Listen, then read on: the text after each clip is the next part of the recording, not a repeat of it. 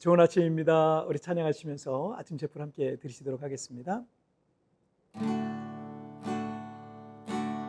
너 예수께 조용히 나가 내 모든 짐 내려놓고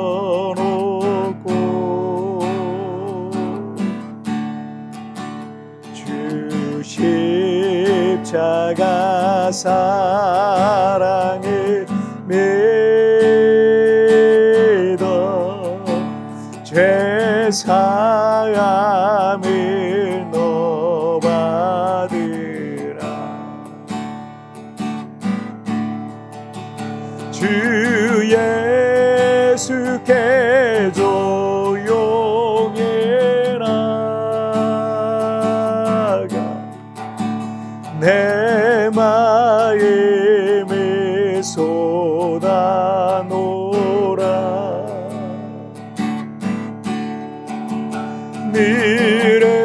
이름을 보시는 주님 큰 은혜를 베푸시리.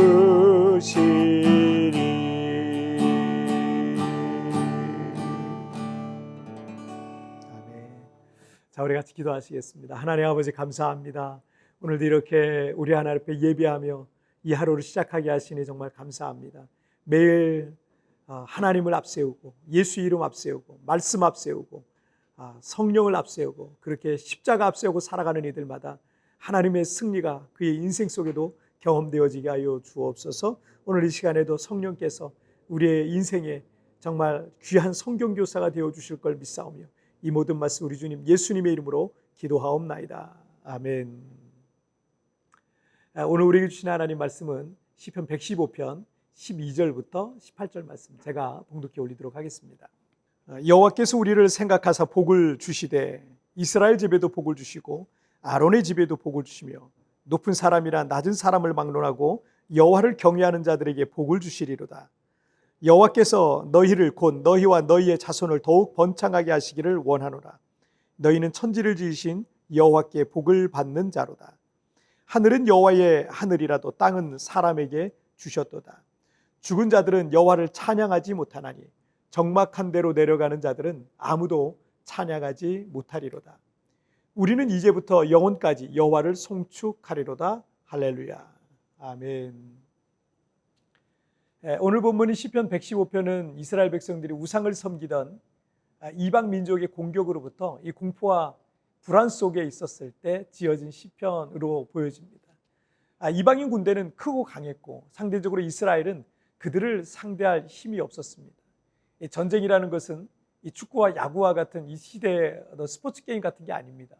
전쟁이라는 건 죽느냐 사느냐 이와 같은 이런 생사의 문제가 걸려 있는 겁니다.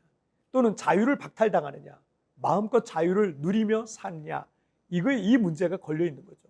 그러니 대군을 이끌고 와서 성을 포위하고 있는 막강한 이방인 군대 앞에 상대적 약자인 이스라엘은 두려울 수밖에 없었을 겁니다. 이스라엘 역사 속에 이런 순간들이 많았는데 이사야 36장에 보면 중근동의 패권을 장악한 이 최강대국 아수르의 이 사네립 왕이 18만 5천 명의 대군을 이끌고 이 남유다 왕국의 예루살렘을 포위했습니다. 이 당시 예루살렘에는 약 2만 5천 명 정도의 사람들이 살고 있었던 것으로 추정이 되는데, 그러니 이 아수르 대군의 포위로 예루살렘에 갇혀 있었던 모든 사람들은 공포에 떨 수밖에 없었던 것입니다. 이사야 37장 17절을 보시면 여호와여 귀를 기울여 들으시옵소서, 여호와여 눈을 뜨고 보시옵소서. 사네립이 사람을 보내어 살아계신 하나님을 회방한 모든 말을 들으시옵소서.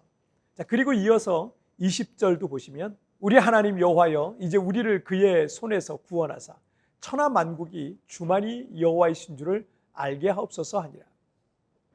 히스기야 왕은 이 성전에 올라가 엎드려 부르짖으며 기도했던 겁니다.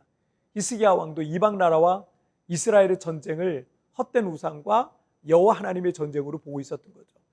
이사야 37장 36절을 보시면 여호와의 사자가 나가서 아수르 진중에서 18만 5천인을 쳤으므로 아침에 일찍이 일어나 본즉 시체뿐이라. 시편 115편 이 9에서 11절에서 시인이 고백했듯이 하나님께서 히스기야 왕과 이스라엘 백성의 도움이시요 방패가 되어 주신 겁니다. 생사에 문제가 걸린 그 위기 속에서 공포와 두려움에 사로잡히는 게 당연할 겁니다. 하지만 하나님을 의지하는 이들의 그 도움과 방패가 되어 주신다라는 겁니다. 시편 115편 12절을 보시면 여호와께서 우리를 생각하사 복을 주시되 이스라엘 집에도 복을 주시고 아론의 집에도 복을 주시며, 그리고 13절에서는 여호와를 경외하는 자들에게 복을 주시리로다 라고 이렇게 약속하고 있고요. 14절에서는 곧 너희와 너희의 자손을 더욱 번창하게 하신다라는 말씀도 하시고 있습니다. 자, 그리고 이어서 16절을 보시면 너희는 천지를 지으신 여호와께 복을 받는 자로다 라고 말씀하시고 있습니다. 우리가 믿는 참 하나님이신 여호와께서 당신을 믿고 의지하고 그를 경외하는 하나님의 자녀들을 반드시 복 주신다라는 그런 말씀입니다. 지금 당장의 상황은 이 불안과 두려움을 느낄 만한 조건이 가득할 수 있습니다. 하지만 여러분 잊지 마세요. 여러분은 여호와께 복을 받는 자로 선택받았다라는 것입니다. 얼마 전 하이스쿨 다니고 있는 우리 교회 이 성도들의 자녀들 중에 반에서 1등하고 전교에서 1등하고 과목에서 1등했던 아이들이 여러 명이 나왔다는 얘기를 제가 들었어요. 그래서 그 아이들이 누군가 이렇게 살펴봤더니 그 아이들이 찬양팀으로 봉사하고 방송팀으로 봉사하고 주일학교와 한글교실 보조교사로 봉사하는 자녀들이에요. 뭐 주말에는 늘 교회 와서 그냥 살고 있는 그런 아이들이에요. 그러니까 이 아이들이 교회 생활과 신앙 생활도 열심히 하는데 하나님께서 지혜도 주셔서 학교 생활, 학업도 너무 잘하고 있었던 겁니다.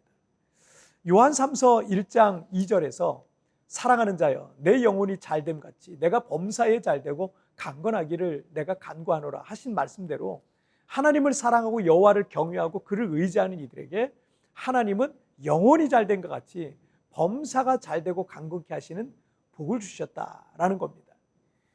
세계 역사를 공부해 보면 예수 그리스도의 복음이 들어간 민족과 나라마다 번영하고 부흥했던 것을 볼 수 있습니다. 정치가 일단 발전해요. 그리고 경제가 발전하고요. 인권이 회복이 되고 교육과 사회 전반적으로 바르고 건강하게 성장해 나가서 나중에는 그 나라가 세계에 영향력을 주는 나라와 민족이 되어 있는 모습을 세계 역사를 공부해 보면 볼 수가 있습니다. 저는 대표적인 나라가 이 근대의 근현대의 대표적인 나라가 우리 대한민국이라고 생각해요. 나라가 힘이 없어서 일본 제국에게 질파펼다가 겨우 독립했지만 한국전쟁으로 전 세계에서 가장 가난한 나라였던 이 나라의 세계적 위상은요, 지금 상상할 수 없을 정도로 많이 높아졌어요.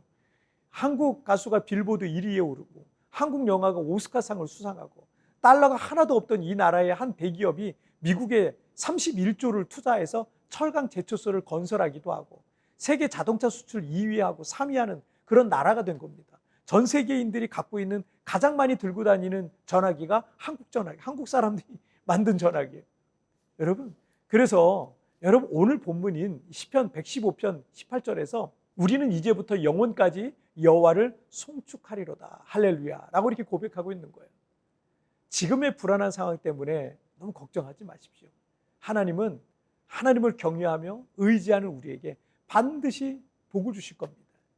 우리는 여호와께 복을 받는 자로 선택받았어요. 이 믿음으로 여러분 하나님을 찬양하시길 바랍니다.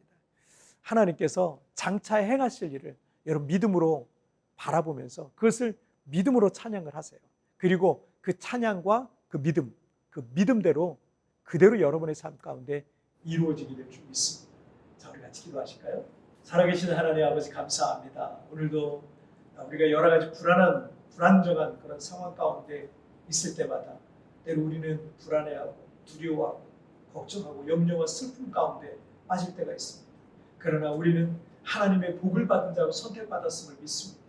정말 하나님을 경외하고 정말 마음을 다해서 주님을 섬기는 이들마다 하나님께서 그 인생을 복주시고 그 가정을 복주시고 그 후손에 잘되게 되는 놀라운 역사들이 일어나게 될 줄 믿습니다. 우리는 하나님 곁을 떠나지 않고 말씀 떠나지 않고 날마다 주님을 경외하는 하나님의 사람들로 살아가게 하여 주옵소서. 오늘도 우리 하나님 주님을 경외하는 영을 우리 가운데 충만하게 부어주셔서 주님과 동행하는 하루 되게 해 주옵소서. 감사하며 예수님의 이름으로 기도하옵나이다. 아멘. 여러분 뒤편에 나오는 오늘의 묵상 보시면서 개인적으로 묵상하시고요. 짧게라도 뜨겁게 기도하시면서 오늘 하루 주님과 동행하시기 바랍니다. 내일 우리 굿모닝 채플에서 뵙겠습니다. 여러분 승리하세요.